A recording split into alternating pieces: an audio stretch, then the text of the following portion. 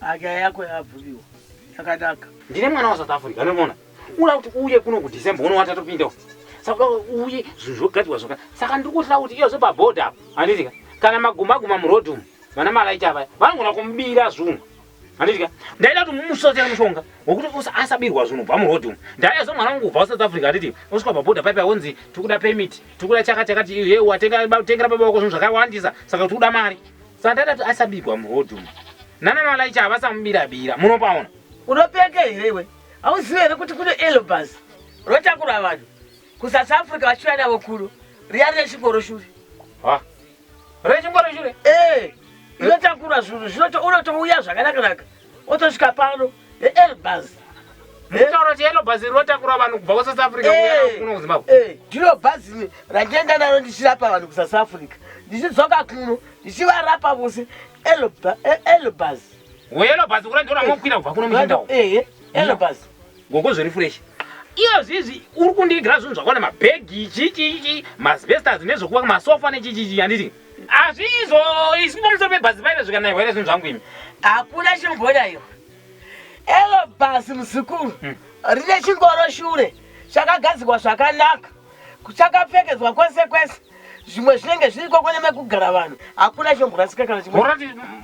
Masiti wakatonaka. Wose masiti wose anenge akanaka. Mune TV here dzemunenge dzedzi. Maiwe hapana chinotaura musikuru nyara zvako. Zvose zviri zvirimo. Rakavakirwa mose munyasi umu. Mukati umu vanenge vagere vanhu. Kumberi uko vanenge vagere vanhu. Kana muchida kuenda kuno kutora mwana wenyu. Munongoita nemusi wechina rege china nechina ku South Africa. Munongotidzwa. Nemusi weshoda again rege richidzokera muno. Zimbabwe. Wosakura rosunga mari medu muri chiti bam South Africa. Robva radzoka muswe sondo ya. Wosakura kuti chero iyo ngwaza kuti kubva South Africa muswe sondo. Obuya kuno otamba nesu Sunday, Monday, Tuesday, Wednesday, over kuti Thursday china cheche. Udzokera daro. Saka ndai gogo. Toti ndoda kuinda ini South Africa kwenda ndoudza mwana wangu ndoya ndokutora. Iyo zvikonzwa kuti vakachongo varashika muhara mwe vachitsvaga yellow bata. Musukuru ndenda nyadzisa here. Aiwa, musukuru. Kukobata toti. Okupidza bula peroboro. Iro aperomoro riri kutoda here South Africa. Riri kufamba. Nai gogo. Toti taura kubva ku South Africa kuya kuno. Tori batira papi bhazi renyu. Ku Stellenbosch. Ngondo parototakira vanhu pa Stellenbosch paya. Ipapo. Ndoparino toye ipapo parino totakurira vanhu ipapo. Sande totopinda bhazi tototiwa kuno.